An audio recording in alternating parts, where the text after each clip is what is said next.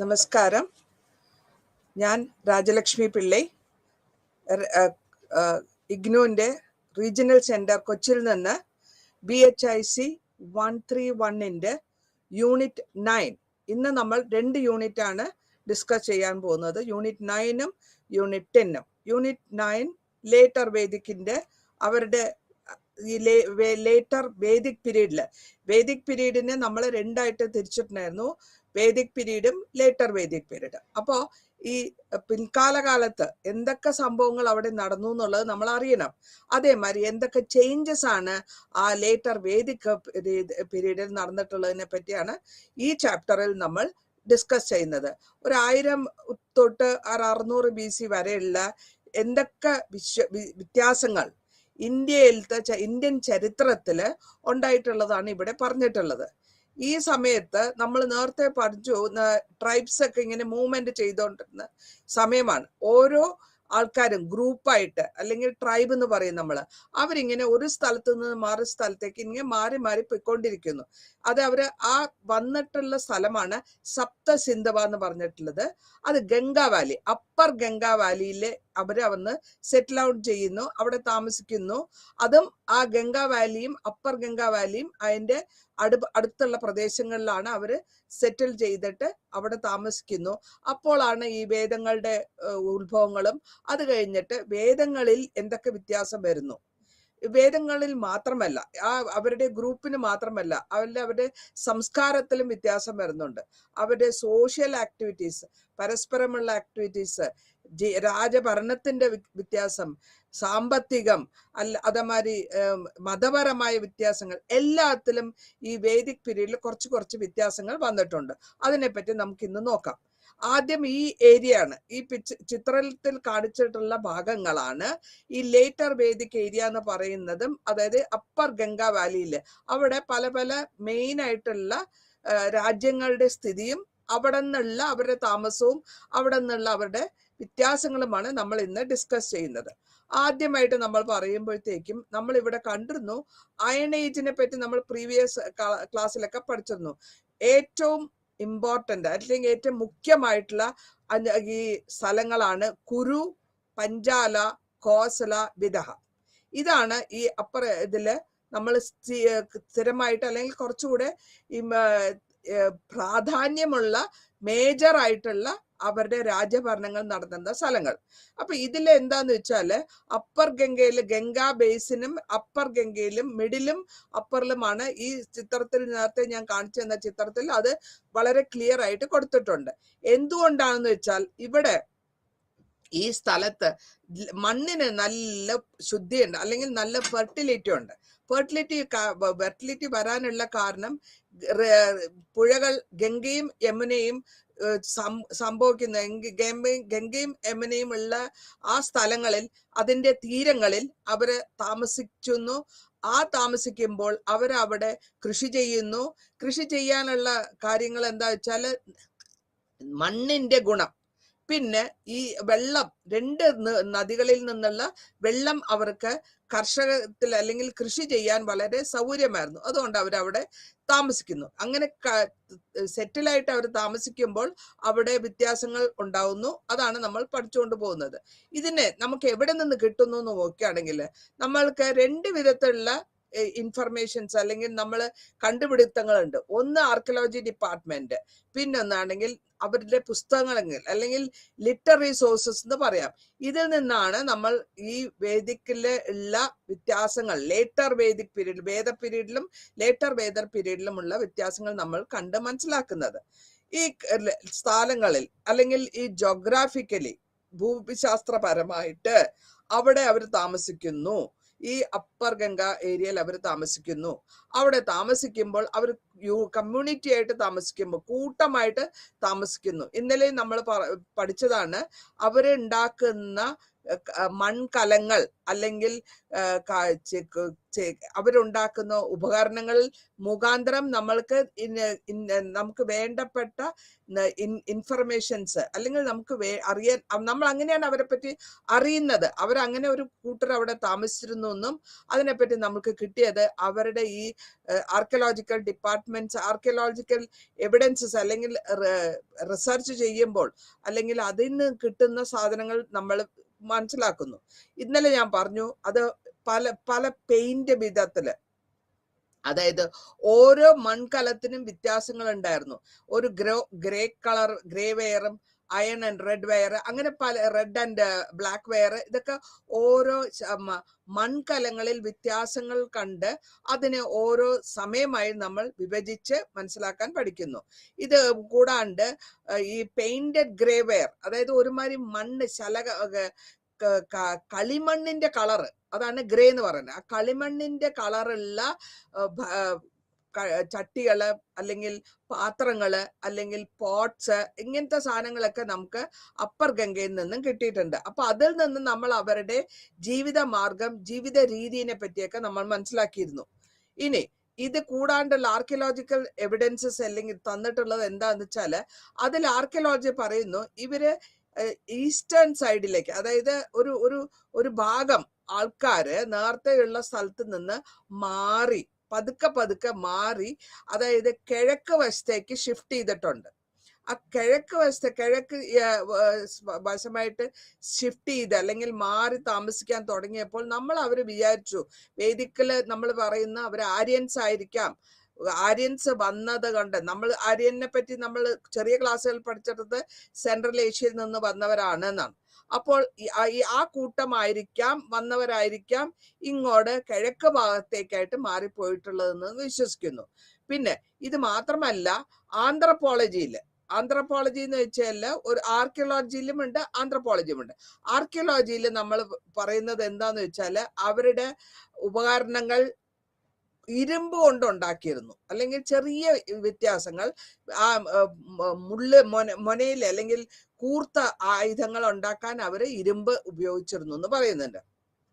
അപ്പോൾ ഈ ഇരുമ്പിന്റെ ശകലങ്ങൾ അല്ലെങ്കിൽ ഇരുമ്പിന്റെ ഓർ ഇത് എവിടെയാ കണ്ടുപിടിച്ചതെന്ന് വെച്ചാല് ഉത്തർപ്രദേശിലും ഹിമാചൽ പ്രദേശിലും പഞ്ചാബിന്റെ ഏരിയകളിലും അതിന്റെ അടുത്ത വശങ്ങളിലൊക്കെ ഇവിടെ ചെറിയ ഡെപ്പോസിറ്റ്സ്, അതൊക്കെ ചെറിയ തരികളായിട്ടുള്ള മണ്ണില് തരികളായിട്ടുള്ള ഇരുമ്പിന്റെ സത്തുക്കൾ. പിന്നെ അതിനെ നമ്മൾ ഫിൽട്ടർ ചെയ്ത് കഴുകിയെടുത്ത് അല്ലെങ്കിൽ ഫിൽട്ടർ ചെയ്തെടുത്ത് അതിനെ നമ്മൾ രൂപാന്തരപ്പെടുത്തി നമുക്ക് ആവശ്യമുള്ള ഒരു സാധനം ഉണ്ടാക്കണം. ഇതെല്ലാം കൂടെ കൂട്ടി മണ്ണ് മാതിരിയുള്ളതിനെ കൂട്ടിയെടുത്ത് അതിനെ ചൂടാക്കി അതിനെ ഫിൽട്ടർ ചെയ്ത് മോൾഡിലേക്ക് ഇടുമ്പോഴായിരിക്കും നമുക്ക് ഒരു ഉപകരണം ഉണ്ടാക്കാൻ പറ്റുക.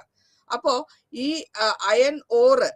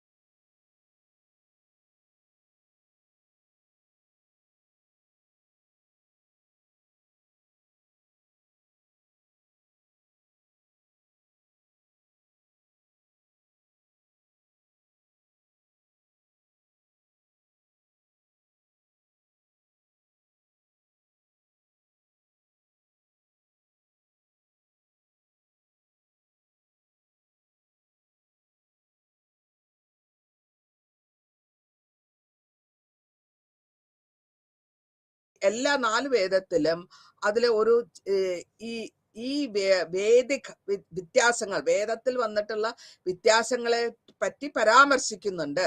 ആ പരാമർശനത്തിൽ കൂടെയാണ് നമുക്ക് മനസ്സിലാവുന്നു അത് ലേറ്റർ വേദിക് പീരീഡിലുള്ള ആൾക്കാരുടെ ജീവിതചര്യകളാണ്. സാമവേദത്തിൽ എന്താ പറയണെന്ന് വെച്ചാല്, സാമവേദത്തിൽ ഭഗവാൻ അല്ലെങ്കിൽ ഈശ്വരന് വേണ്ടിയിട്ടുള്ള പ്രാർത്ഥനകളും അല്ലെങ്കിൽ ശ്ലോകങ്ങളും പറയുക. ആ ശ്ലോകങ്ങൾ എപ്പോഴാ പറയുന്നത്? ഓരോ കർമ്മങ്ങൾ നടക്കുമ്പോൾ നമ്മൾ ശ്ലോകങ്ങൾ പറയുന്നു, അല്ലെങ്കിൽ പ്രാർത്ഥിക്കുന്നു, നമ്മൾ പ്രാർത്ഥിക്കുന്നു. ഇതിനെപ്പറ്റിയൊക്കെ ഡീറ്റെയിൽ ആയിട്ട് സാമവേദത്തിലാണ് കൊടുത്തിട്ടുള്ളത്. യജുർവേദത്തിൽ പറഞ്ഞിട്ടുള്ളത് എന്താന്ന് വെച്ച് കഴിഞ്ഞാല് അവിടെ ഇതേമാതിരി ഈ ശ്ലോകങ്ങൾ തന്നെ പറയുന്നു. പക്ഷെ എന്തിനു വേണ്ടിയിട്ടാന്ന് വെച്ചാൽ സാധാരണ ജീവിത ചരിത്രത്തിൽ, സാധാരണമായ ഒരു മനുഷ്യന്റെ ജീവിതത്തിൽ എല്ലാ ദിവസം പ്രകൃതിയുള്ള ആക്ടിവിറ്റീസിന് നമ്മൾ വൈകുന്നേരം ഹിന്ദു വിശ്വാസം അനുസരിച്ച് വൈകുന്നേരം സൂര്യൻ അസ്തമിക്കുന്ന സമയത്തും സൂര്യൻ ഉദിക്കുന്ന സമയത്തും വിളക്ക് കത്തിക്കുക, അല്ലെങ്കിൽ നാമം ചൊല്ലുക, അല്ലെങ്കിൽ പ്രാർത്ഥിക്കുക എന്നുള്ള ഒരു സിസ്റ്റം ഉണ്ട്. ഇതൊക്കെ ആ സമയത്ത് തുടങ്ങിയതാണ്. അപ്പൊ ഇതിനെപ്പറ്റിയൊക്കെ പരാമർശിച്ചിട്ടുള്ളത് യജുർവേദത്തിലാണ്. അവര് ഏത് വിധത്തിൽ ശ്ലോകങ്ങൾ പറയണം, അല്ലെങ്കിൽ എങ്ങനെ പറയണം, എങ്ങനെ അതിനെ പ്രൊനൗൺസ് ചെയ്യണം, എങ്ങനെയാണ് ഉച്ചാരണ ശുദ്ധിയോടെ പറയണം, അതേമാതിരി ഓരോ സൗണ്ടിന്റെയും വ്യത്യാസങ്ങളുണ്ട്. ഇപ്പോൾ നിങ്ങൾ ഒരു യാഗത്തിന് ഇരിക്കുകയാണെങ്കിൽ അതിൽ മനസ്സിലാക്കാൻ പറ്റും. യാഗത്തിൽ പ്രീസ്റ്റ് അല്ലെങ്കിൽ അവിടെ യാഗം ചെയ്യാനിരിക്കുന്ന ബ്രാഹ്മിൻസ് ഒരേ തരത്തിലായിരിക്കും പറയുക. അപ്പൊ ഇതിന് നമ്മൾ അവർ കേട്ടുകേൾവിയിൽ നിന്ന് പഠിച്ചിട്ടുള്ളതാണ്. അത് അങ്ങനെ തന്നെ റിപ്പീറ്റ്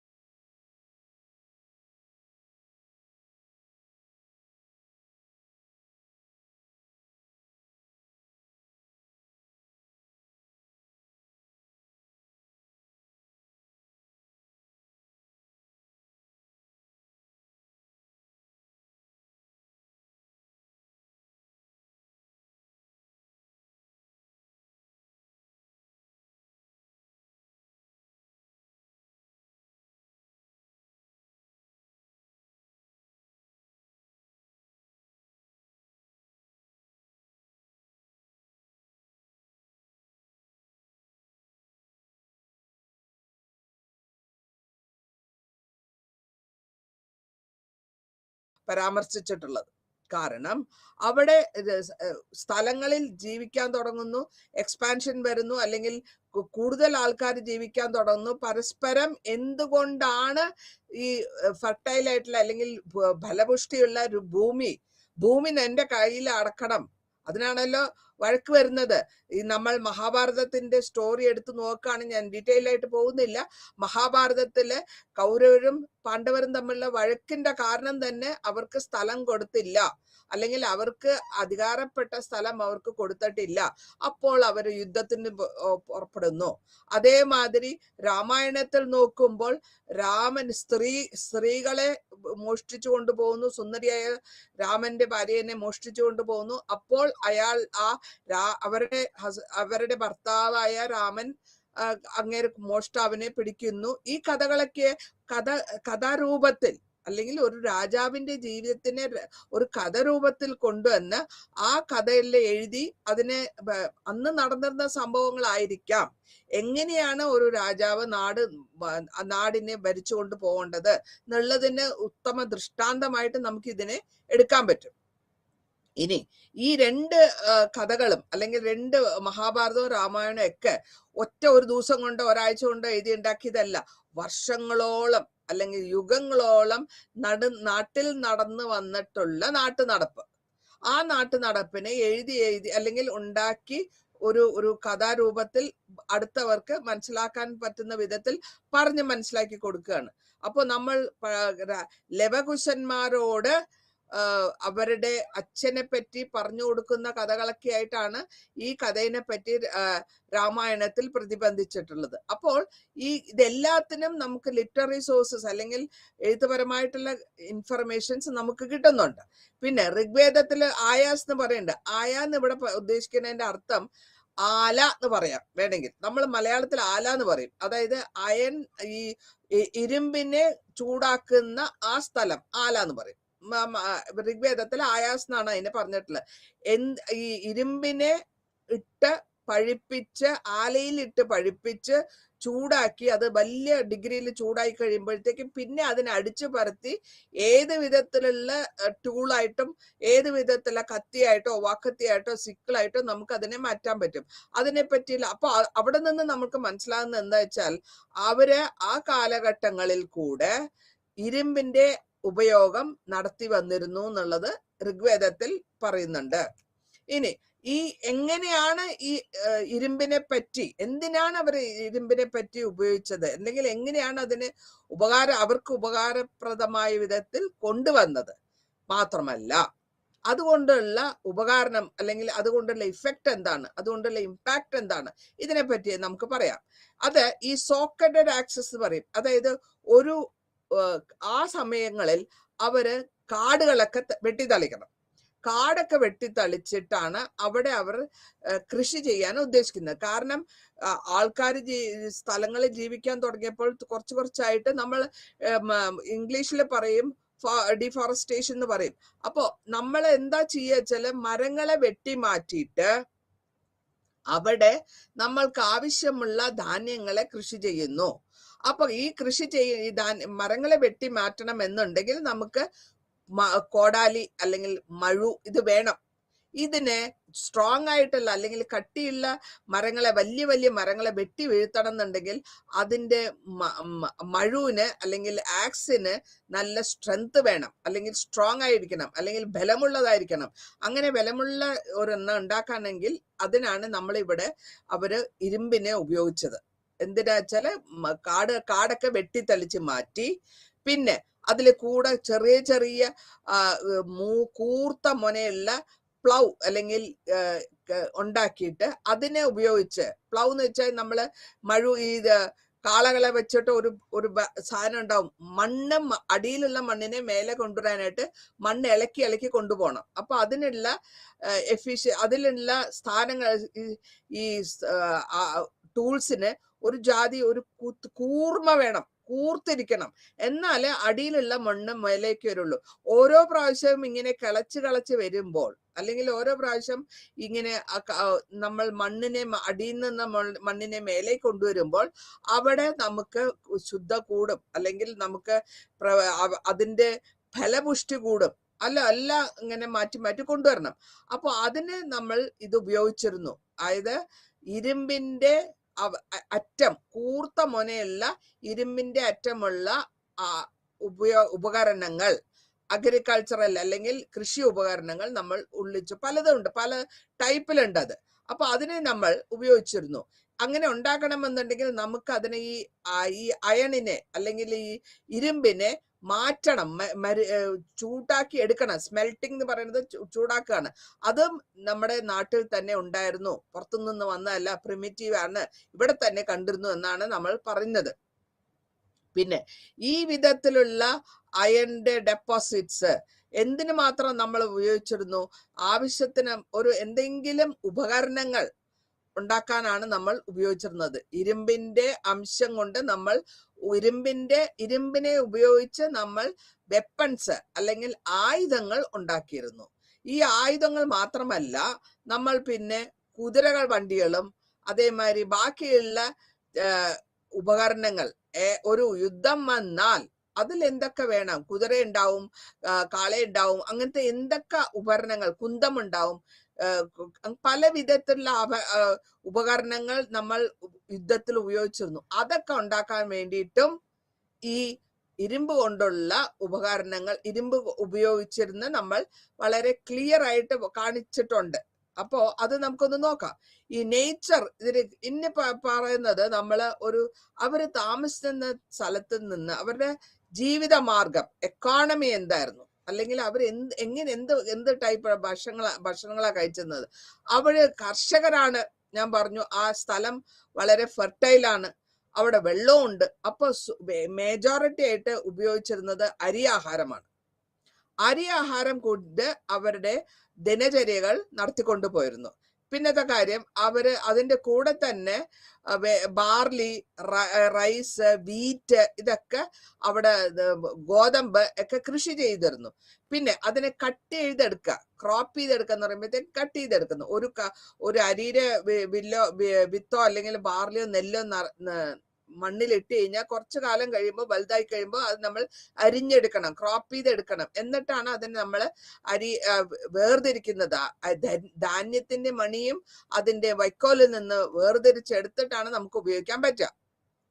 ഇതുകൂടാണ്ട് രാജസൂയം എന്ന് പറയുന്നത് ഓരോ സ്ഥലങ്ങളും ഓരോ രാജാവും നമ്മളുടെ അടുത്തുള്ള അവനവന്റെ പവർ അനുസരിച്ച് അല്ലെങ്കിൽ അവനവന്റെ ഇതനുസരിച്ച് ഒരു വിധത്തിൽ നമ്മൾ യാഗങ്ങൾ നടത്തും. ഈ യാഗങ്ങളിൽ കൂടെ എന്താ ഉദ്ദേശിക്കുന്നത് വെച്ചാൽ എല്ലാ കാര്യങ്ങളും ദൈവത്തിന്റെ നമ്മളൊരു പ്രാർത്ഥനയാണ്. ഈ പ്രാർത്ഥനയിൽ കൂടെ ഞങ്ങൾ ഇപ്പൊ ഒരു ക്രോപ്പ് ചെയ്യുന്നു, എല്ലാ പുഷ്ടിയായിട്ട് വരണമേ, അല്ലെങ്കിൽ ഞങ്ങളുടെ ധാന്യങ്ങളൊന്നും ചീത്തയാകാണ്ട് നല്ല വിധത്തിൽ വളർന്നു വരണം എന്നുള്ള ഒരു ഈശ്വരനോടുള്ള പ്രാർത്ഥനയാണ്. ഈ യജ്ഞത്തിൽ കൂടെ ധാന്യങ്ങളും നെയ്യ്, പാല് ഇതിനെയൊക്കെ ഇട്ടിരുന്നു. നമ്മൾ നേരത്തെ പറഞ്ഞിട്ടുണ്ട്, യജ്ഞം നടത്തുമ്പോൾ തിരി ഉണ്ടാവും, അല്ലെങ്കിൽ ഫയർ വെച്ച് അഗ്നികുണ്ഡത്തിലാണ് ഇത് ചെയ്യുന്നത്. അവിടെ നമ്മൾ ഇതിനെ ഈവൻ മൃഗങ്ങളുടെ ബലി കൂടെ കൊടുത്തിരുന്നു. അതായത് ഈശ്വരനെ പ്രീതിപ്പെടുത്തുക, അതാണ് ബലിയുടെ അർത്ഥം. അങ്ങനെ ബലി കൂടെ നടത്തിയിരുന്നു എന്ന് നമ്മൾ അറിയുന്നു. പിന്നെ അവര് പണ്ട് നേരത്തെ കാലങ്ങളിൽ മാറി മാറി നടന്നിരുന്ന നൊമാറ്റിക് ടൈപ്പിൽ നിന്ന് മാറി ലേറ്റർ വേദിക് പീരീഡ് ആയപ്പോഴത്തേക്കും ഒരു സെറ്റിൽഡ് അല്ലെങ്കിൽ ഒരിടത്ത് സ്ഥിരതാമസത്തോടെ താമസിക്കാൻ തുടങ്ങി. ആ സ്ഥിരതാമസത്തോടെ താമസിക്കാൻ തുടങ്ങിയത് കൊണ്ടാണ് ഈ ഫാർമിംഗ് അല്ലെങ്കിൽ അഗ്രികൾച്ചർ കൃഷി വരാനുള്ള കാരണം. എപ്പോഴാണ് ഒരു സ്ഥലത്ത് ഇന്നലെ ഞാൻ പറഞ്ഞിരുന്നു മൂവ്മെന്റ് ഓഫ് എന്താ പറയാ ഈ ജിപ്സീസ്, പല നൊമാറ്റിക് ടൈപ്പ് എന്നാണ് അവരെ പറയാ.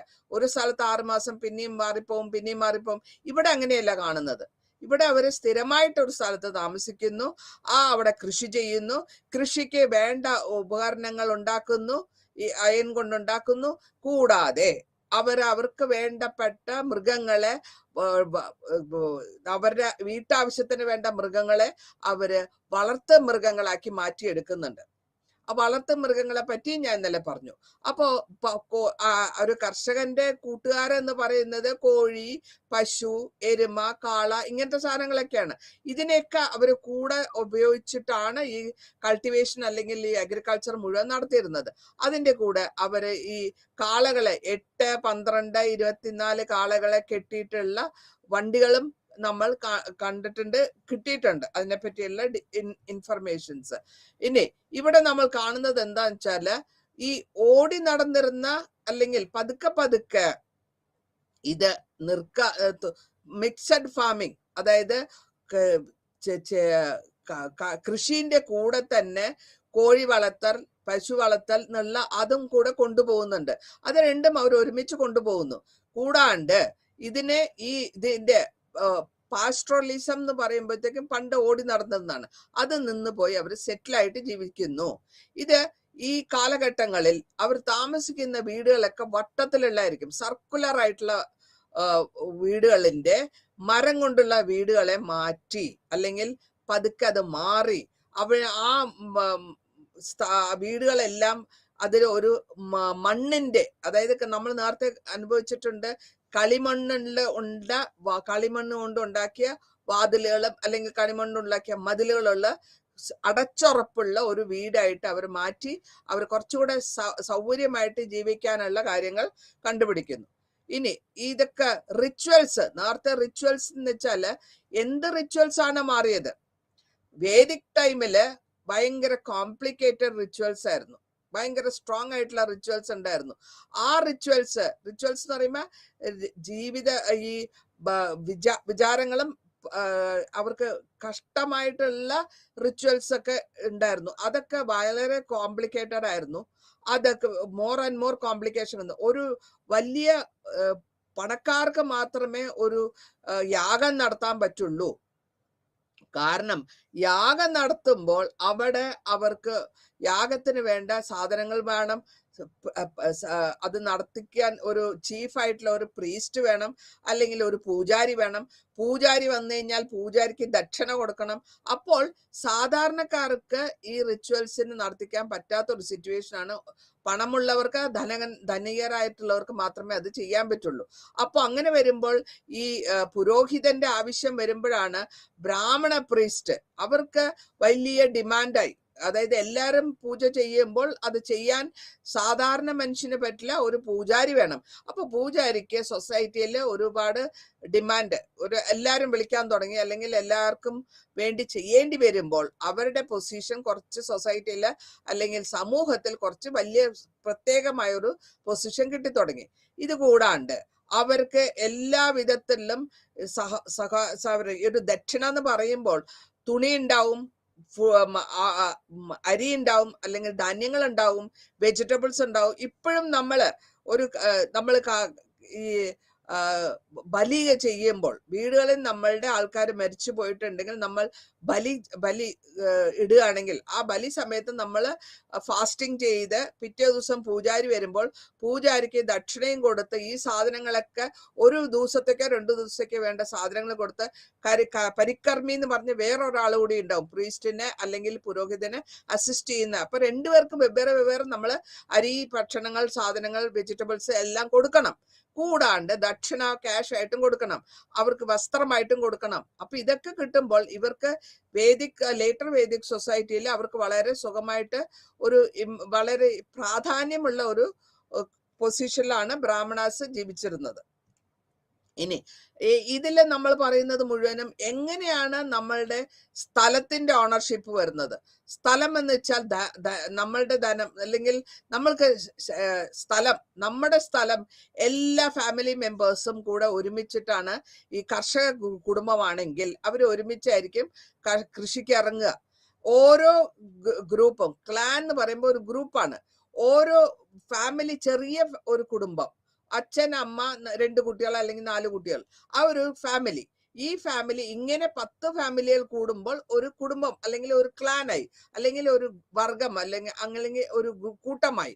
ആ കൂട്ടത്തിനെയാണ് പിന്നെ നമ്മൾ ഈ ഫാമിലി ഓണർഷിപ്പ് എന്ന് പറയുമ്പോഴത്തേക്കും ഇതിലെ ഗൃഹപതി എന്ന് പറയുന്നത് ആ ഫാമിലിയിലത്തെ ഫാദർ, ഏറ്റവും പ്രായമായ മെയിൽ അല്ലെങ്കിൽ പുരുഷനായിരിക്കും ആ ഫാമിലിയുടെ ഓണർ. അങ്ങനെ വരും. അപ്പോ ആ ഗ്രൂപ്പിൽ നിന്ന് അത് പതുക്കെ മാറി ഫാമിലിയുടെ ഉടമസ്ഥതയിൽ വന്നു കയറുന്നു. അത് മാത്രമല്ല, അവർക്ക് ഈ സൊസൈറ്റിയിൽ ഇവർക്ക് പ്രൊഡ്യൂസിങ്, എന്താ പറയാന്ന് വെച്ചാല്, ഈ എങ്ങനെയെങ്കിലും ധനം ഉണ്ടാക്കുക എന്നുള്ള ആ ധനത്തിൽ, അല്ലെങ്കിൽ വെൽത്ത് നമുക്ക് ചേർത്ത് കൂട്ടുക. ഇങ്ങനെ വരുമ്പോൾ ഇവർക്ക് ദക്ഷിണ കൊടുത്തും, പ്രീസ്റ്റിന് ദക്ഷിണ കൊടുത്തും, സോൾജിയേഴ്സിന് അല്ലെങ്കിൽ വാരിയർ, നമുക്ക് വേണ്ടി ഫൈറ്റിന് പോകുന്നവർക്ക് നമ്മൾ അവർ തിരിച്ചു വരുമ്പോൾ അവർക്ക് വേണ്ട കാര്യങ്ങളൊക്കെ കൊടുക്കുമ്പോൾ അങ്ങനെ നമ്മൾ സ്ഥലത്തിന്റെ ഓണർഷിപ്പ് മാറി മാറി വന്നു. അതനുസരിച്ച് നമ്മളുടെ ആവശ്യങ്ങൾ അനുസരിച്ചും അത് മാറി മാറി വന്നുകൊണ്ടിരുന്നു. ഇനി സമൂഹത്തിൽ എന്താണ് നടന്നത് രാജകീയമായിട്ട്? അപ്പോ ഈ ഒരു വംശം അല്ലെങ്കിൽ ഒരു ഗ്രൂപ്പ് അല്ലെങ്കിൽ ഒരു ആദിവാസി ഗ്രൂപ്പ് അതിൽ നിന്ന് മാറി നമ്മൾ പറയുന്നു ഒരു സ്ഥലത്തിന്റെ അധികാരി. ഇപ്പൊ മലമ്പ്രദേശത്ത് പോയാൽ മലയിൽ താമസിക്കുന്നവര്, അപ്പൊ അവരുടെ ആ മലയിൽ താമസിക്കുന്നവര് ആ പേരിൽ അറിയപ്പെടുന്നു.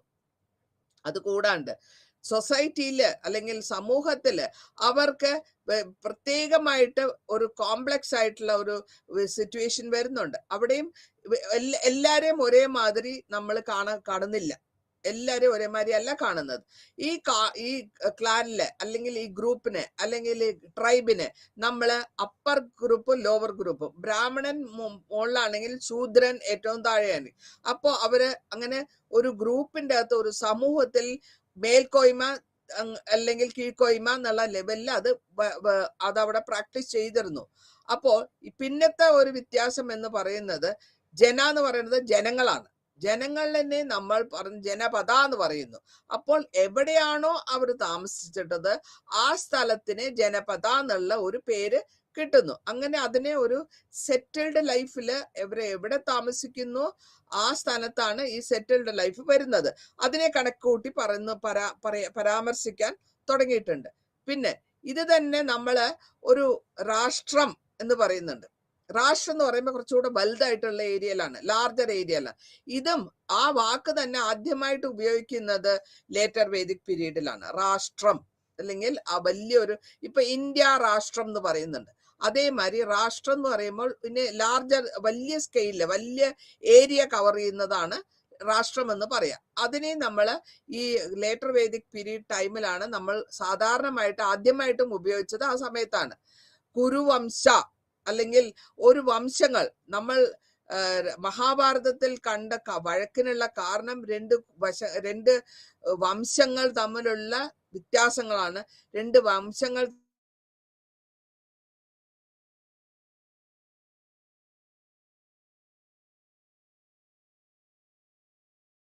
പ്രൈമായിട്ടുള്ള കാരണം കുരുവംശവും അല്ലെങ്കിൽ പാണ്ഡവാസും. അതിനുശേഷം ആ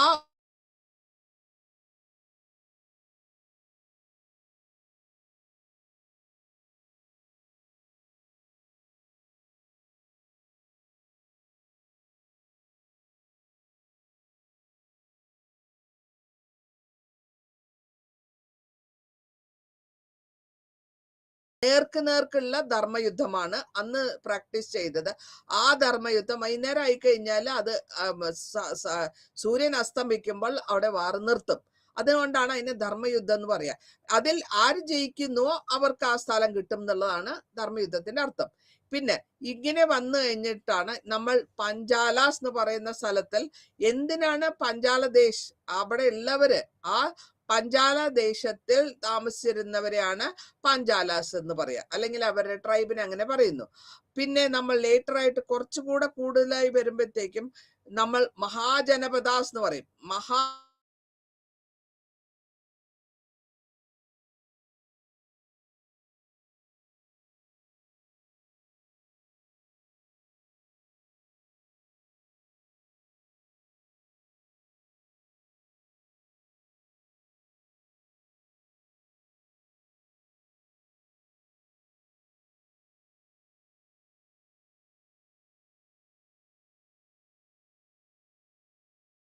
അങ്ങനെ സൊസൈറ്റി അങ്ങനെ ഫോർമേഷൻ കൊണ്ടുവന്നിട്ടുണ്ട്. ഇനി ഇവിടെ നമ്മൾ ഓരോ ട്രൈബിനും അല്ലെങ്കിൽ ഓരോ വാസികൾക്ക്, ആദിവാസികൾ എന്ന് പറയാം, അവരുടെ അസംബ്ലി എങ്ങനെയാണ് അവർ അസംബ്ലി നടത്തിയിരുന്നത്, അല്ലെങ്കിൽ എങ്ങനെയാണ് അവരുടെ കാര്യങ്ങൾ ദിവസം തന്നെ പ്രതിയുള്ള കാര്യങ്ങൾ അവർ നോക്കിയിരുന്നത്. അതില് സഭ ആൻഡ് സമിതി എന്ന് പറഞ്ഞിട്ട് രണ്ട് കൗൺസിൽ ഉണ്ട്, അല്ലെങ്കിൽ രണ്ട് ഗ്രൂപ്പ് ഉണ്ട്.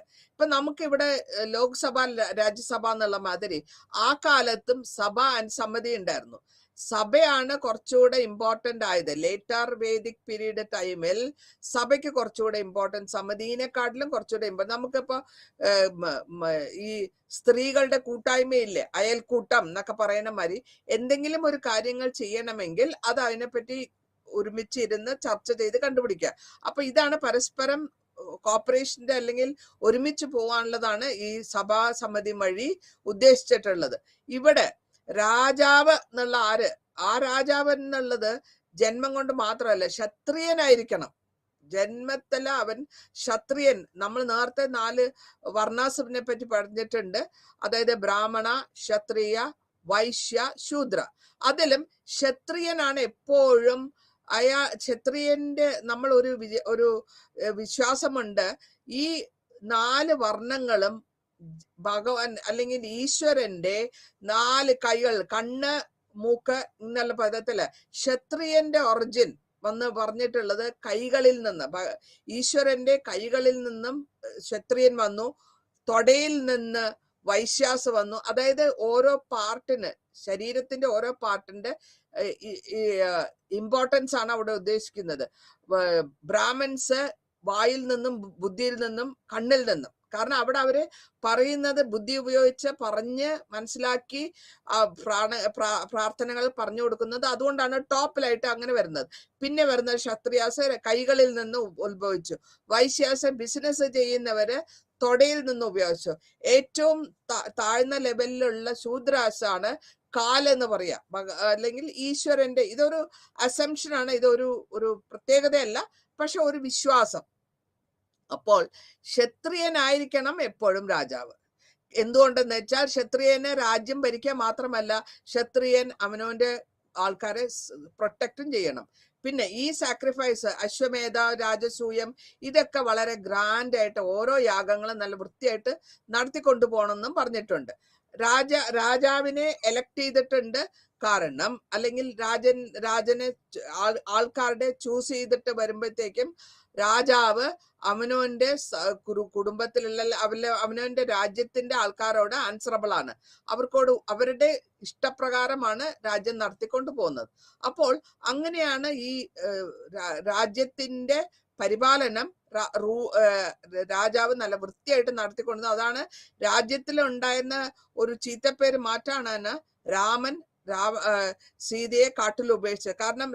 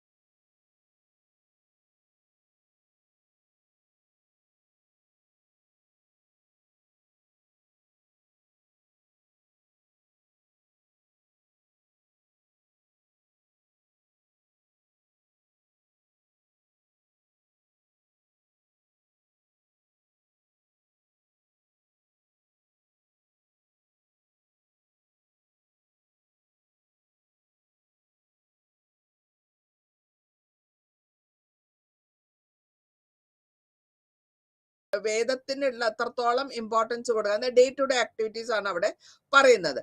എല്ലാവിധമായ പ്രാർത്ഥനകളും അല്ലെങ്കിൽ യാഗങ്ങളും പബ്ലിക്കായിട്ടും ചെയ്തിട്ടുണ്ട്, പ്രൈവറ്റ് ആയിട്ടും ചെയ്തിട്ടുണ്ട്. ഇനി ഇവിടെ പ്രീസ്റ്റ് എന്ന് വെച്ചാൽ ഒരു പുരോഹിതന്റെ ഇമ്പോർട്ടൻസ് ഞാൻ നേരത്തെയും പറഞ്ഞു. പുരോഹിതന് വളരെ കാര്യമായിട്ടുള്ള ഒരു ഇമ്പോർട്ടൻസ് കിട്ടുന്നുണ്ട്.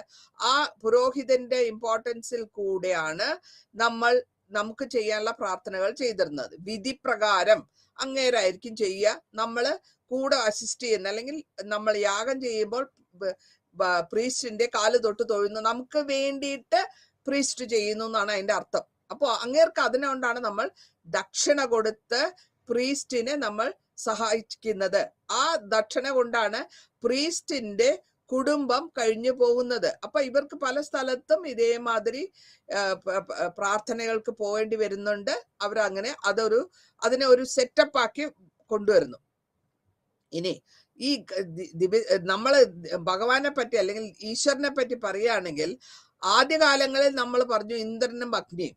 ഇന്ദ്രൻ രാജാക്കന്മാരുടെ അല്ലെങ്കിൽ ഭഗവാന്മാരുടെ അല്ലെങ്കിൽ ഈശ്വരന്മാരുടെ രാജാവ് നിന്ന് വേദിക് പീരീഡിൽ, ഏർലി വേദിക് പീരീഡ്, ആദ്യകാല വേദിക് പീരീഡിൽ പറഞ്ഞിട്ടുണ്ടെങ്കിൽ അഗ്നി, ഫയർ, ദേവൻ, ഫയർ, അവർക്ക് ഇവിടെ ലേറ്റർ വേദിക് പീരീഡിൽ അവരുടെ പ്രാധാന്യം കുറഞ്ഞു. ഇവിടെ നമ്മൾ കൂടുതലായിട്ട് കാണുന്നത് രുദ്ര അല്ലെങ്കിൽ ഒരു ഇമ്പോർട്ടൻസ് എവിടെ കൊടുക്കുന്നു എന്ന് വെച്ചാൽ ഏറ്റവും കൂടുതൽ മൈനർ ഡെയിറ്റീസ് ആണ് അവർക്ക്. പിന്നെ വിഷ്ണു എന്ന് പറയുമ്പോൾ വിഷ്ണുവിന് പ്രൊട്ടക്ടർ ആണ്, ക്രിയേറ്ററും പ്രൊട്ടക്ടറും, പരിപാലനവും ചെയ്യുന്നു, നമ്മളെ സൂക്ഷിച്ച് കൊണ്ടുപോകുന്ന വിഷ്ണുവിന് മേധാവിത്യം വന്നു. പിന്നെ പുഷാൻ എന്ന് പറയുന്നിട്ടുള്ള ഒരു ദേവനെ പറ്റി ഭരിക്കുന്നുണ്ട്. അത് ശൂദ്രന്മാർക്ക് വേണ്ടിയിട്ടുള്ള ഒരു ദൈവം എന്നുള്ള ലെവലിലേക്കാണ് നമ്മൾ പുഷാൻ എന്ന് പറയുന്നത്. അപ്പൊ ഇത് കൂടാണ്ട് നമ്മൾ കണ്ടിട്ടുള്ളത് ഈ ഏർലി വേദിക് പീരീഡിൽ നമ്മൾ കണ്ടു അവര് അഗ്നി, ഫയർ, നേച്ചറിൽ കണ്ടിട്ടുള്ള നേച്ചർ വർഷിപ്പ് ഉണ്ടായിരുന്നല്ലോ, അതൊക്കെ അതിൻ്റെതായ ഇമ്പോർട്ടൻസ് എല്ലാം കുറഞ്ഞു പോയിട്ടാണ് ലേറ്റർ വേദിക്കിൽ വരുന്നത്. ഇനി ഫോക്ക് ട്രഡീഷനിൽ എന്താ ഉദ്ദേശിക്കുന്നത് വെച്ചാല് ഇവിടെ അഥർവവേദയില് ഇതിനെ പറ്റിയാണ് പരാമർശിച്ചിട്ടുള്ളത്. സാധാരണ മനുഷ്യന്റെ ജീവിത തീരയിൽ എങ്ങനെയാണ് ഒരാള് ജീവിക്കേണ്ടത്, ഏത് തരത്തിലുള്ള പ്രാർത്ഥനകളാണ് ചെയ്യേണ്ടത്, ഗായത്രി മന്ത്രം ജപിക്കണമോ അല്ലെങ്കിൽ ലക്ഷ്മി സ്തോത്രം പറയണമോ, ഇങ്ങനെ എല്ലാ വിധത്തിലുള്ള ഡേ ടു ഡേ ലൈഫിനെ പറ്റിയാണ് ഇതിൽ ഫോക്ക് ട്രഡീഷനിൽ കൂടെ പറഞ്ഞിട്ടുള്ളത്. അത് കൂടാണ്ട് മാജിക് അല്ലെങ്കിൽ ഭ്രമിക്കുന്ന വിധത്തിലുള്ള ഫോർമുലയും മെയ്ഡ്, അതിന് അധർവൻ എന്ന് പറഞ്ഞ ഒരു പ്രീസ്റ്റ് ആണ് അത് ചെയ്യാറുള്ളത്. കാരണം അതൊരു മനസ്സിനെ കൺട്രോൾ ചെയ്തിട്ട്, മാജിക്കിൽ എപ്പോഴും നമ്മളുടെ മനസ്സിനെ വേറൊരാൾ കൺട്രോൾ ചെയ്യാണ്, അപ്പോഴാണ് നമുക്ക് ആ ഭ്രമം തോന്നുന്നത്. അങ്ങനത്തെ ഫോർമുലാസും അവിടെ കണ്ടുവരുന്നുണ്ട്.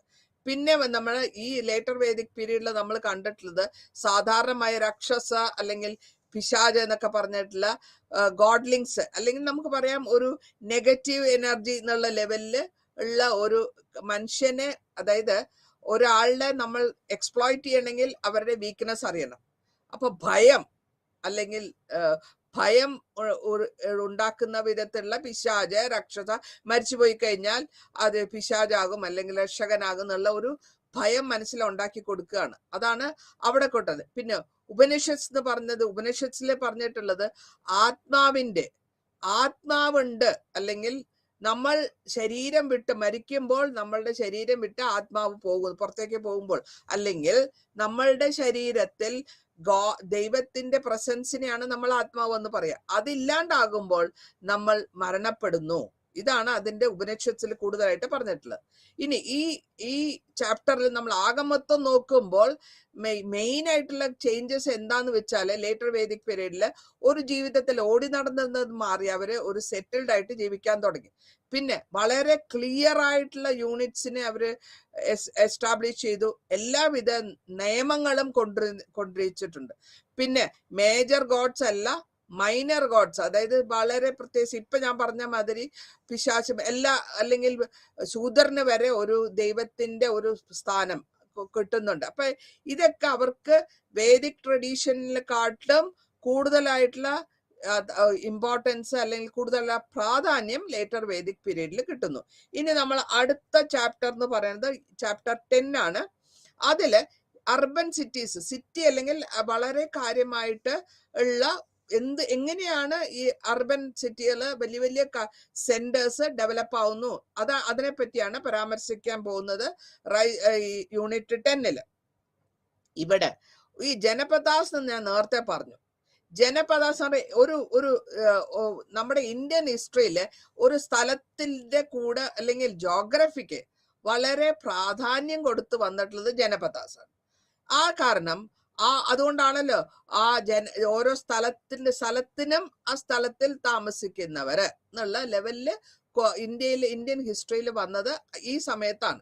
ഇവര് എന്തുകൊണ്ടാണ് ഒരു സെറ്റിൽഡ് ലൈഫ് ഉണ്ടാക്കിയത്? സെറ്റിൽഡ് ലൈഫ് അല്ലെങ്കിൽ സ്ഥിരതാമസം, നദീതീരങ്ങളിൽ സ്ഥിരതാമസിക്കുന്നു. സ്ഥിരതാമസത്തിന് ശേഷം അവര് പലതും തൻ്റെ ചുറ്റുപാടുകൾ വളരെ കാര്യമായിട്ട് ഒബ്സർവ് ചെയ്യുന്നു, അല്ലെങ്കിൽ കാര്യമായിട്ട് വീക്ഷിച്ച് പരീക്ഷിച്ച് അതിനെപ്പറ്റി മനസ്സിലാക്കുന്നു. അത് മനസ്സിലാക്കി കഴിഞ്ഞ് വ്യത്യാസങ്ങൾ വരുമ്പോൾ ഓരോ തരത്തിലുള്ള ലാംഗ്വേജ് ഉണ്ടാകുന്നു, അല്ലെങ്കിൽ ഓരോ തരത്തിലുള്ള കസ്റ്റംസും ട്രഡീഷൻസും ഉണ്ടാക്കിയെടുക്കുന്നു. അതായത് നമ്മൾ താമസിക്കുന്ന സ്ഥലങ്ങളിൽ എന്തൊക്കെ വ്യത്യാസങ്ങൾ വരുന്നു, ഏത് മാസമായിരിക്കും മഴ വരിക, ഏത് മാസമായിരിക്കും മഞ്ഞ് വരിക, അതനുസരിച്ച് അവരുടെ ക്രോപ്സ് ഒക്കെ അവർ അഡ്ജസ്റ്റ് ചെയ്യുന്ന ആ ഒരു സിസ്റ്റമും ഇവിടെ നമുക്ക് ഈ അർബൻ സിറ്റി ഡെവലപ്മെന്റിൽ കാണാൻ പറ്റും.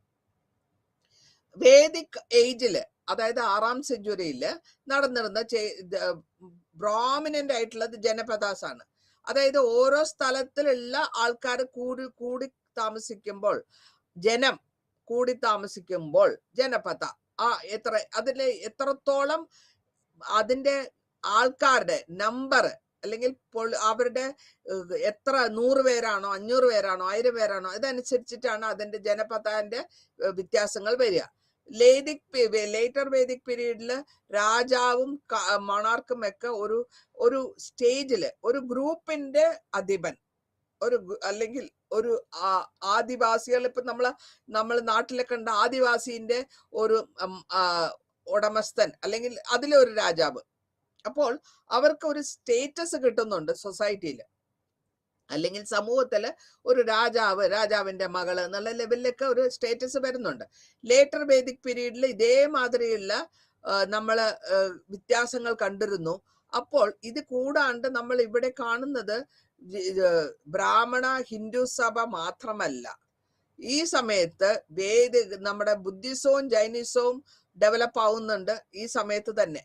അത് കൂടാണ്ട് കൂടുതലായിട്ട് അവർക്ക് പ്രാധാന്യം കിട്ടിയത് മങ്സ്, മൊണാർക്സ്, മെർച്ചൻസ്, അവർക്കും കൂടുതലായിട്ടുള്ള അല്ലെങ്കിൽ ട്രേഡേഴ്സിനും കുറച്ച് ഇമ്പോർട്ടൻസ് ആയിട്ടുള്ള ഒരു സ്ഥാനം അല്ലെങ്കിൽ പവർ കിട്ടുന്നുണ്ട്. ഓക്കെ, ഇനി ഇത് ഏതൊക്കെയാണ് അർബൻ സെന്റേഴ്സ്, എവിടെയായിരുന്നു ഈ സെന്റേഴ്സ് ഒക്കെ വന്നത്, അല്ലെങ്കിൽ സിറ്റി ആയിട്ട് വലിയ വലിയ വിധത്തിൽ എങ്ങനെ ഉണ്ടായിരുന്നു? വളരെ ചെറിയ ഒരു വില്ലേജ് ആണെങ്കിൽ അവിടെ താമസിക്കുന്ന ആൾക്കാരുടെ നമ്പറും കുറവായിരിക്കും. അവരുടെ മെയിൻ ഓക്യുപ്പേഷൻ അല്ലെങ്കിൽ മെയിൻ ജോലി എന്ന് പറയുന്നത് എപ്പോഴും അഗ്രികൾച്ചർ ആണ്. പിന്നെ കൂടാതെ വലിയ പോപ്പുലേഷൻ വരുമ്പോഴത്തേക്കും ഈ അഗ്രികൾച്ചർ അല്ലെങ്കിൽ ധാന്യങ്ങൾ അഗ്രികൾച്ചർ കൃഷി അല്ലാണ്ട്, കൃഷി കൂടാണ്ട് വേറെ ആക്ടിവിറ്റീസിലും അവർ തുടങ്ങുന്നത്. ക്രാഫ്റ്റ് വർക്ക് ഒക്കെ ഉണ്ടല്ലോ. അപ്പൊ അതൊക്കെ അങ്ങനെ വരുമ്പോൾ പല വിധത്തിലുള്ള ആക്ടിവിറ്റീസ് ഉണ്ടാകുമ്പോഴാണ് സിറ്റി അങ്ങോട്ട് വലുതായി വരുന്നു. ഈ വലുതിൽ നിന്ന് ഈ എന്തെങ്കിലും വിധത്തിലുള്ള സോഷ്യലി അല്ലെങ്കിൽ സൊസൈറ്റിയിലുള്ള വ്യത്യാസങ്ങൾ, അല്ലെങ്കിൽ സൊസൈറ്റിയിൽ അവരുടെ സംബന്ധമായിട്ടുള്ള പ്രോബ്ലംസ് ഉണ്ടാകുമ്പോൾ ആ പ്രോബ്ലംസിനെയൊക്കെ സോൾവ് ചെയ്യാൻ ആൾ വേണം, അല്ലെങ്കിൽ എങ്ങനെ അത് സോൾവ് ചെയ്യാൻ പറ്റും എന്നുള്ളതിനെ പറ്റി ഡിസ്കസ് ചെയ്ത് അവർക്ക് ആവശ്യമായ അധികാരങ്ങൾ അതെടുത്ത് അല്ലെങ്കിൽ ആരെങ്കിലും മുഖാന്തരം ചെയ്യുന്നു. പിന്നെ പല വിധത്തിലുള്ള ക്രാഫ്റ്റ് ഉണ്ട്. ബാർബർ ഉണ്ട്, കാർപ്പൻറ്റർ ഉണ്ട്, അയൺ മെഷീൻ ഉണ്ട്. ഈ പല വിധത്തിലുള്ള ആർട്ടിസ്റ്റ്, അതായത് ഹാൻഡ് വർക്ക്സ് ചെയ്യുന്നവര് ഒക്കെ അവരുടേതായ സ്പെഷ്യൽ ആയിട്ടുള്ള അവർക്ക് കഴിവുള്ള എന്തൊക്കെ കഴിവുണ്ടോ അതിനെ പ്രോത്സാഹിപ്പിച്ചെടുക്കുന്നുണ്ട്. ആ പ്രോത്സാഹിപ്പിച്ചെടുത്ത് മാത്രമല്ല, ഈ അർബൻ സെന്ററിൽ നമുക്ക് പണക്കാരെയും കാണാം, പാവപ്പെട്ടവരെയും കാണാം. ഈ പാവപ്പെട്ടവരും അല്ലെങ്കിൽ വളരെ താഴ്ന്ന നിലയിൽ താമസിക്കുന്നവര്, വലിയ വീടുകളിൽ താമസിക്കാത്തവര്, ചെറിയ വീടുകളിൽ താമസിക്കുന്നവര്, വലിയ പണക്കാർ അല്ലെങ്കിൽ ധനകന്മാര് വലിയ വലിയ വീട്ടിൽ താമസിക്കുന്നു. അഡ്മിനിസ്ട്രേഷൻ ഏതെങ്കിലും വിധത്തിൽ എങ്ങനെയായിരിക്കും അവരുടെ പരിപാലനം എന്നുള്ളതും ഈ അർബൻ സെന്ററിൽ നമ്മൾ കാണുന്നുണ്ട്. ഇനി ഇവിടെ നമ്മൾ കാണുന്നത് എന്താന്ന് വെച്ചാല് അയണിന്റെ അല്ലെങ്കിൽ നേരത്തെ ഞാൻ പറഞ്ഞു അതിന്റെ അയണിന്റെ അല്ലെങ്കിൽ ഇരുമ്പിന്റെ ഉപയോഗത്തിൽ കൂടെ അവര് കൊണ്ടുവന്നത് അരി അല്ലെങ്കിൽ ധാന്യങ്ങൾ കൃഷി ചെയ്യാൻ വേണ്ടിയിട്ട്. വെറ്റ് ധാന്യം, നനവുള്ളത്. കാരണം പാടം ഒരുക്കി അല്ലെങ്കിൽ കൃഷിസ്ഥലം ഒതുക്കി വെള്ളത്തിൽ കൂടെയാണ് ഈ നമ്മൾ അരിന്റെ ധാന്യങ്ങൾ, നെല്ല് ധാന്യങ്ങൾ ഇറക്കുന്നത് വെള്ളത്തിലാണല്ലോ. വെള്ളത്തിൽ ഇത്ര വെള്ളം വേണം. അതുകൊണ്ടാണ് ഈ നദീതീരത്ത് ഇവരുടെ കൃഷി നടന്നുകൊണ്ടുപോയത്. വെള്ളത്തിന്റെ പ്രസൻസും അല്ലെങ്കിൽ ആ മോയ്സ്ചർ ഉള്ളതുകൊണ്ട് അവർക്ക് അവിടെ നല്ല വിധത്തിൽ ധാന്യങ്ങൾ വളർത്തിയെടുക്കാൻ പറ്റി. അപ്പോൾ ഇവിടെ നമ്മൾ കാണുന്നത് അവർ വേണ്ട വിധത്തിൽ പല വിധത്തിൽ ആവശ്യമുള്ള ഉപകരണങ്ങൾ ഉണ്ടാക്കുന്നു. ഉപകരണങ്ങൾ ഏതിനാ? കൾട്ടിവേഷൻ ആവശ്യമുള്ള ഉപകരണങ്ങൾ ഉണ്ടാക്കുന്നുണ്ട്, പിന്നെ യുദ്ധത്തിന് ആവശ്യമുള്ള ഉപകരണങ്ങൾ ഉണ്ടാക്കുന്നു. ഈ ഉപകരണങ്ങൾ എങ്ങനെ ഉണ്ടാക്കുന്നു? ഇരുമ്പിനെ ചൂടാക്കി സ്മെൽറ്റ് ചെയ്ത് അത് അവർക്ക് ഏത് വിധത്തിൽ വേണമോ അതേ വിധത്തിൽ അവർ ഉണ്ടാക്കിയെടുക്കുന്നു. രണ്ടാമതായിട്ട് നോക്കുകയാണെങ്കിൽ ആൾക്കാർ കൂടി വരുന്തോറും അവർക്ക് ധാന്യത്തിന്റെ അല്ലെങ്കിൽ ഭക്ഷണ സാധനങ്ങളുടെ ആവശ്യങ്ങൾ കൂടുന്നു. അപ്പോൾ അവര് കാടുകൾ ക്ലിയർ ചെയ്ത് അല്ലെങ്കിൽ കാടിനെ മാറ്റി അവിടെ കൃഷി ചെയ്യാൻ ഉദ്ദേശിക്കുന്നു. കൃഷി ചെയ്യാൻ ഉദ്ദേശിക്കുമ്പോൾ ഈ നേരത്തെ പറഞ്ഞ മാതിരി ഇരുമ്പിന്റെ ഉപകരണങ്ങളും എല്ലാം ഉപയോഗിച്ചിട്ടാണ് അവര് ഈ ക്ലിയർ ചെയ്ത് അല്ലെങ്കിൽ കാട് ക്ലിയർ ചെയ്ത് അല്ലെങ്കിൽ കാടിൽ വനത്തിലുള്ള മരങ്ങളെ കട്ട് ചെയ്ത് മാറ്റി മുറിച്ച് മാറ്റി അവിടെ കൃഷി ഇറക്കി കൃഷിക്ക് വേണ്ട സൗകര്യങ്ങൾ കളപ്പ കല്ല് ഇതൊക്കെ കലപ്പകളൊക്കെ ഉണ്ടാക്കി അതിനെ അവര് എടുത്തു. അല്ലെങ്കിൽ കർഷകനായിട്ടുള്ള ശരിയായ കർഷകന്റെ വിധത്തിൽ അവര് പ്രാക്ടീസ് ചെയ്യാൻ തുടങ്ങി, കൃഷി പ്രാക്ടീസ് ചെയ്യാൻ തുടങ്ങി. അപ്പോൾ അരിക്ക് അല്ലെങ്കിൽ ധാന്യത്തിന് വേണ്ട വെള്ളവും അതേമാതിരി സമയം അനുസരിച്ച് ചെയ്യുമ്പോൾ അത് വളർന്ന് വലുതായി വരുമ്പോൾ അതിനെ ക്രോപ്പ് ചെയ്തെടുക്കണം അല്ലെങ്കിൽ വെട്ടി മാറ്റിയെടുക്കണം. അതിന് വേണ്ട ഉപകരണങ്ങൾ ഉണ്ടാക്കിയെടുത്തു. സിക്കിൾസ് എന്നൊക്കെ പറയും, വെട്ടിയെടുക്കുന്ന അരിപ്പകളൊക്കെ. ഇത് കൂടാണ്ട് ഇതിന്റെ കൂടെ അവര് ധാന്യങ്ങളെ വീറ്റ് ഇട്ടിട്ടുണ്ട്, മില്ലറ്റ് ഇട്ടിട്ടുണ്ട്. അപ്പൊ എല്ലാവിധ ഫുഡ് പ്രൊഡക്ഷൻ എന്ന് പറയാം, അല്ലെങ്കിൽ ഭക്ഷ്യ സാധനം സ്വയം ഉണ്ടാക്കി എടുക്കുക.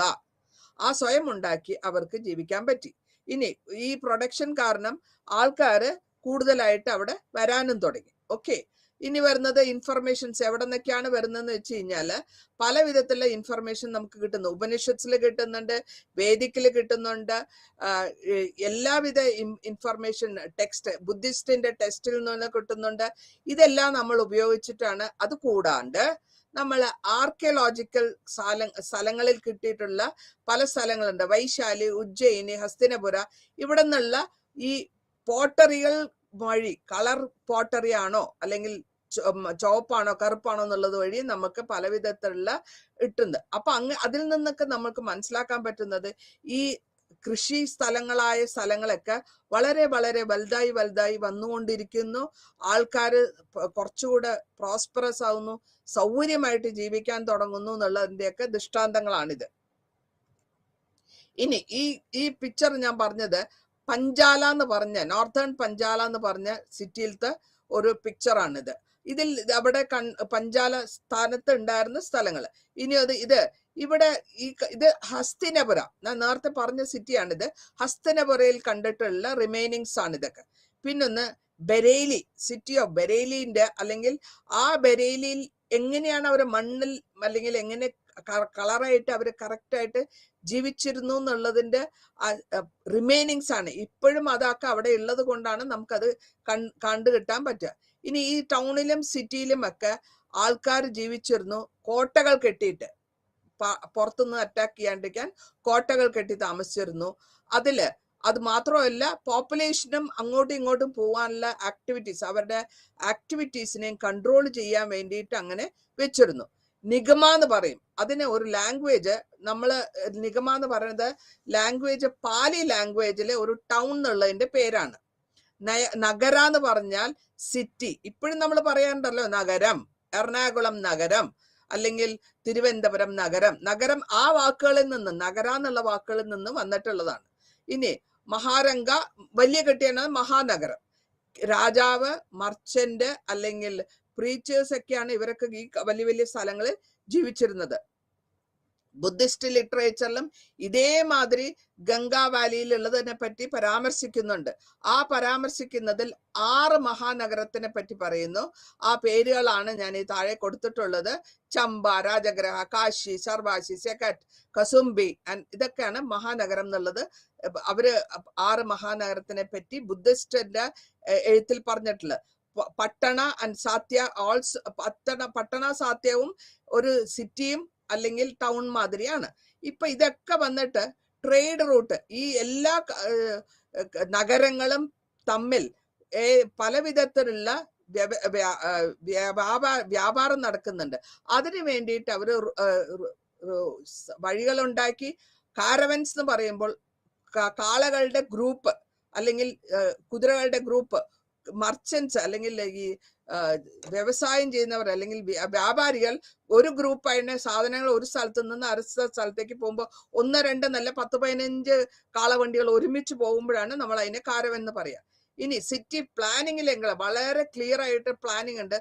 എർത്തില് ഈ വീടുകളൊക്കെ ഒന്ന് നല്ല വൃത്തിയായിട്ട് ഉണ്ടാക്കി ടൈലുള്ള റൂഫ് ഇട്ടിരുന്നു, ചുട്ട ബ്രിക്ക് അല്ലെങ്കിൽ ചുട്ട കട്ടകൾ ഉപയോഗിച്ചിരുന്നു. മാർക്കറ്റ് പ്ലേസസ് ഒക്കെ വളരെ ബിസി ആയിട്ടുള്ള മാർക്കറ്റ് പ്ലേസ് കാണുന്നുണ്ട്. മാർക്കറ്റ്സിൽ എല്ലാ റോഡുകൾ ഉണ്ടാക്കിയിട്ടുണ്ട്. നല്ല വിധത്തിൽ ഈ റോഡിൽ കൂടെ രാജാവിന്റെ പ്രൊസിഷൻസ് പോകാറുണ്ട്, ചാരിയറ്റ്സ് അല്ലെങ്കിൽ രഥങ്ങൾ പോകാറുണ്ട്. ഇതൊക്കെ സാധാരണമായിട്ട് അതിന്റെ അർത്ഥം ആ റോഡ് സിറ്റി എത്ര വൃത്തിയായിട്ട് അവർ ഉണ്ടാക്കിയെന്നാണ്. കൂടാതെ നമ്മൾ കാണുന്നത് ഈ മർച്ചൻസ് അല്ലെങ്കിൽ അവരൊക്കെ ഒരു ബ്രൗൺ കളറിലും വൈറ്റ് കളറിലും ഉള്ള ഉടുപ്പുകൾ അല്ലെങ്കിൽ തുണികളാണ് ഇവരെ ഉപയോഗിച്ചിരുന്നത്. അതായത് വ്യവസായം അല്ലെങ്കിൽ വ്യാപാരികൾ ധരിച്ചിരുന്നത് ബ്രൗൺ കളറും വൈറ്റ് കളറിലുമുള്ള ഡ്രസ്സുകളാണ്. പിന്നെ ഈ സ്ഥലങ്ങളിൽ ആൾക്കാർ ഈ മതപരമായ വാക്കുകൾ, മതപരമായ വർത്തമാനങ്ങൾ അല്ലെങ്കിൽ മതപരമായ ചർച്ചകളൊക്കെ ഗുരുക്കന്മാർ നടത്തിയിട്ടുണ്ടായിരുന്നു. ഈ നമ്മളുടെ ഈ ഗുരുക്കന്മാർക്ക്, അതായത് നമ്മൾ നേരത്തെ പറഞ്ഞു ഹിന്ദു, ജൈനിസം ആൻഡ് ബുദ്ധിസം. അപ്പോൾ ഇവിടെ നമ്മൾ കാണുന്ന അവർക്ക് വേണ്ടിയിട്ട് ജൈന മതക്കാർക്ക് വേണ്ടിയിട്ട് ഉള്ള ഗാർഡൻസ് അല്ലെങ്കിൽ മൊണാസ്ട്രി, ഒരുമിച്ച് ബുദ്ധ ഭിക്ഷുക്കൾ താമസിക്കുന്ന സ്ഥലങ്ങൾ ഒക്കെ ഉണ്ടാക്കി കൊടുത്തിരുന്നു. അതിലും അവിടെ കാണിക്കുന്നത് അവരുടെ സപ്പോർട്ടാണ്. ഇവിടെ പിന്നെ നമ്മൾ കാണുന്നത് വ്യാപാരം അല്ലെങ്കിൽ ബിസിനസ് നടക്കുന്നത് കൊണ്ട് കോയിൻ ഉപയോഗിച്ചിരുന്നു. അവർ പ്രത്യേകതരമായ കോയിൻസ് ഉപയോഗിച്ചിരുന്നു. കോയിൻസ് എല്ലാ ഐറ്റംസിനും ഓരോ സ്ട്രീറ്റിൽ, അത് തമിഴ്നാട്ടിൽ ഇപ്പോഴും കാണാം, ഒരു ഐറ്റം ആയിരിക്കും ഒരു റോട്ടിൽ മുഴുവനും. അങ്ങനെ ഒരു സൈഡില് പല വിധത്തിലുള്ള സാധനങ്ങളല്ല, ഒരേ സാധനങ്ങൾ വിൽക്കുക. അപ്പോൾ എല്ലാവർക്കും കോമ്പറ്റീഷൻ കിട്ടും, എല്ലാവർക്കും ഈക്വൽ ആയിട്ട് കിട്ടും. പിന്നെ നമ്മൾ പറയുന്നത് കോയിനാണ്. ഈ കോയിന് ഹയസ്റ്റ് കോയിൻ ആയിട്ട് നമ്മൾക്ക് വരുന്നത് സിൽവർ കോയിൻ, അതിനെ സത്മ എന്ന് പറയും. കർഷക എന്ന് പറയുന്നത് അടുത്ത സെപ്പറേറ്റ് കോയിൻ. മസാസ് ആൻഡ് കക്കാനി എന്ന് പറയുന്നത് വേറെ 2 കോയിനാണ്. അത് കോപ്പറിലാണ് ഉണ്ടാക്കിയിട്ടുള്ളത്. ഈ വ്യത്യാസം കൊണ്ടുവരുമ്പോൾ അവിടെ എല്ലാം കൺട്രോൾ മുഴുവനും വ്യവസായികൾ അല്ലെങ്കിൽ വ്യാപാരം ചെയ്യുന്നവരെ കൺട്രോളുണ്ട്. കോട്ടൺ ആയിട്ടുള്ള തുണി, കാശിയിൽ നിന്ന് കോട്ടനും ഖാന്താറയിൽ നിന്ന് വന്ന വുളനും കുതിരകളെയൊക്കെ അവര് സെയിൽസിന് കൊണ്ടുവന്നിരുന്നു. സ്ത്രീകളാണെങ്കിൽ ആഭരണങ്ങൾ, പല വിധത്തിലുള്ള ആഭരണങ്ങളുടെയും നമ്മൾ ഡെയിലി ലൈഫിൽ ഉപയോഗിക്കുന്ന സാധനങ്ങൾ, കോമ്പ് അല്ലെങ്കിൽ ഷെൽസ് എല്ലാം ഈ മാർക്കറ്റുകളിൽ നമ്മൾ കണ്ടിരുന്നു. ഇത് ഞാൻ പറഞ്ഞു പഞ്ചമാർക്ക്ഡ് കോയിൻ എന്ന് പറയുന്നത്. അതിന്റെ കോയിൻസിൽ ഇതാണ്, ഇങ്ങനത്തെ കോയിൻസ് ആണ് അവർ ഉപയോഗിച്ചിരുന്നത്. പഞ്ച് മാർക്ക് എന്ന് വെച്ചാൽ അതിൽ ഒരു പ്രത്യേകത കാണും. അടുത്തത് നോക്കൂ, കർഷബാന പഞ്ച് മാർക്ക്ഡ് കോയിൻ. അത് അങ്ങനത്തെ കോയിൻ നേരത്തെ ഞാൻ പറഞ്ഞത്. ഇതാണ് കോപ്പർ കോയിനിൽ ഉണ്ടാക്കിയ പഞ്ച് മാർക്ക്. അപ്പോൾ സോക്ട് പിറ്റ്സ് എന്ന് പറഞ്ഞാൽ ആവശ്യമില്ലാത്ത വെള്ളങ്ങൾ പോകുന്ന സ്ഥലം. വീടുകളിൽ അവര് പിറ്റ് ഉണ്ടാക്കിയിരുന്നു. പിറ്റ് വഴി വെള്ളം, ആവശ്യമില്ലാത്ത വെള്ളങ്ങൾ പുറത്തേക്ക് കളയണം. അതിനെ നമ്മൾ ടെർക്കോട്ടയിലും ചെയ്തിട്ടുണ്ട്, റിങ്സിലും ചെയ്തിട്ടുണ്ട്. കൂടാണ്ട് ബാർട്ടർ സിസ്റ്റം, എനിക്ക് ആവശ്യമുള്ളത് ഞാൻ വേറെ മേടിക്കും, നിങ്ങൾക്ക് ആവശ്യമുള്ളത് നിങ്ങൾ വേറെ മേടിക്കാം. ബാർട്ടർ സിസ്റ്റം ഉണ്ടായിരുന്നു. പിന്നെയാണ് കോയിൻസ് കൊണ്ടുവരുന്നത്. ഇതൊക്കെ വരുമ്പോഴത്തേക്ക് മണി ലെൻഡേഴ്സ് പറഞ്ഞിട്ടുണ്ട്. ഈ സോക്ട് പിറ്റ്സിന് ഈ വെള്ളം ഒരു വീട്ടിൽ നിന്ന് ആവശ്യമില്ലാത്ത ഡേർട്ടി വാട്ടർ വന്ന് വീഴുന്ന സ്ഥലങ്ങളാണ് നമ്മൾ കോക്ട് പിറ്റ് എന്ന് പറയാം. ഈ പിറ്റിൽ, സോക്ട് പിറ്റ്സിൽ അവര് വീടുകളിൽ നിന്ന് അനാവശ്യമായിട്ടുള്ള വൃത്തികെട്ട വെള്ളങ്ങൾ വന്ന് പിടിക്കുക. അപ്പൊ ഇതിൽ നിന്ന് മനസ്സിലാക്കേണ്ടത് എന്താന്ന് വെച്ചാല് അത്രത്തോളം പ്ലാനിങ് അല്ലെങ്കിൽ അവരുടെ സിറ്റി പ്ലാനിങ് അത്ര പെർഫെക്റ്റ് ആയിരുന്നു എന്നുള്ളതിന്റെ ഇമേജ് ആണ്. 16 മഹാജനപദാസ്, ഞാൻ പറഞ്ഞു ജനപദാസ് എന്ന് പറയുമ്പോൾ ഒരു വലിയ കൺട്രി അല്ലെങ്കിൽ വലിയ രൂപങ്ങൾ. അതിന് 16 മഹാജനപദാസിനെ പറ്റി ബുദ്ധന്റെ ലൈഫ് ടൈമിൽ റെഫറൻസ് കൊടുത്തിട്ടുണ്ട്. അത് നോർത്ത് വെസ്റ്റേൺ പാകിസ്ഥാൻ തൊട്ട് ഈസ്റ്റ് ബീഹാർ വരെയാണ് വരുന്നത്.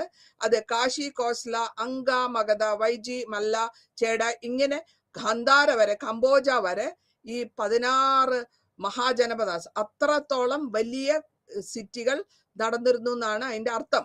അല്ലെങ്കിൽ അവരുടെ മഹാജനപദാസ് കൊണ്ടുവന്നിരുന്നു എന്നാണ് അതിന്റെ അർത്ഥം വരുന്നത്. അപ്പൊ എത്രത്തോളം അവർ എക്സ്പാൻഡ്, വളരെ വിശാലമായിട്ടുള്ള ജീവിതമാണ്. ഇനി കൂടാണ്ട് വരുന്നത് ഈ സമയത്ത് എഴുത്ത് ലിപി, സ്ക്രിപ്റ്റ് ഉണ്ടാകുന്നുണ്ട്. സ്ക്രിപ്റ്റ് വന്നിട്ട് ബുദ്ധിസത്തിൽ അവർ ഉപയോഗിച്ചത് പാലി ലാംഗ്വേജ് ആണ്. നമ്മുടെ പുരാതനമായ ഇന്ത്യൻ ലാംഗ്വേജിന് നമ്മൾ പറയുന്നത് ബ്രാഹ്മിണി സ്ക്രിപ്റ്റ് എന്നാണ്. ഇതിന്റെ ഉദ്ദേശം എന്താന്ന് വെച്ചാൽ നോളേജ് നമുക്ക് മറന്നു പോകാണ്ടിരിക്കാൻ എഴുതി വെക്കാം, അല്ലെങ്കിൽ നമുക്ക് അതിനെ ലിമിറ്റഡ് ആയിട്ടുള്ള മെമ്മറൈസേഷനെ ഒന്ന് മാറ്റി നമുക്ക് അതിനെ സൂക്ഷിക്കാൻ പറ്റും. ഇപ്പോ കണ്ടീഷൻ, ലേഡീസിന്റെ കണ്ടീഷൻ വളരെ മോശം. എല്ലാം ഒരാളുടെ പ്രോപ്പർട്ടിയാണ്. ഈ മാനിന്റെ പ്രോപ്പർട്ടി ആയിട്ടാണ് ലേഡീനെ ഉപയോഗിച്ചിരുന്നത്. അതുകൊണ്ട് അവരുടെ മെയിൻ വർക്ക് വന്നിട്ട് പ്രൊഡക്ഷൻ, കുട്ടികൾ ഉണ്ടാക്കുക, അല്ലെങ്കിൽ ജീവിതത്തിൽ അടുത്ത തലമുറയ്ക്ക് കൊടുക്കുക. രാജസൂയം നടത്തുമ്പോഴും രാജാവിന്റെ അടുത്തിരിക്കണം. അത് നമുക്ക് വളരെ ക്ലിയർ ആയിട്ട് കാണിക്കുന്നുണ്ട്. എല്ലാ യാഗം നടക്കുമ്പോൾ അടുത്ത വൈഫ് ഒന്ന് തൊട്ടോണ്ടിരിക്കുക. രാജാവ് നടത്തുന്ന യോഗത്തിൽ ക്വീൻ, അതായത് അശ്വമേധ യാഗ സമയത്ത് ക്വീൻ വന്നിട്ട് അടുത്ത ഈ കുതിരയുടെ സൈഡിലായിട്ട് കിടന്നിരിക്കണം. റെപ്രസെന്റിങ് ഫാമിലിയാണ്. അപ്പോൾ എക്കോണമിയും വളരെ കൂടുതലായിട്ട് പോയി. എല്ലാവരും വളരെ പ്രൊഡക്ഷൻ ഉപയോഗിച്ച് എല്ലാവരും സുഖമായിട്ട് ട്രേഡും ഇമ്പോർട്ട് ചെയ്ത് വരുന്നു. ഇതിൽ നിന്നെല്ലാം നമ്മൾ പറയുന്നത് സ്റ്റേറ്റിന്റെ ഫോർമേഷനും എല്ലാ വിധത്തിലുള്ള എക്കോണമിയും ഇംപ്രൂവ് ആയി എന്നുള്ളതാണ്. നന്ദി, നമസ്കാരം.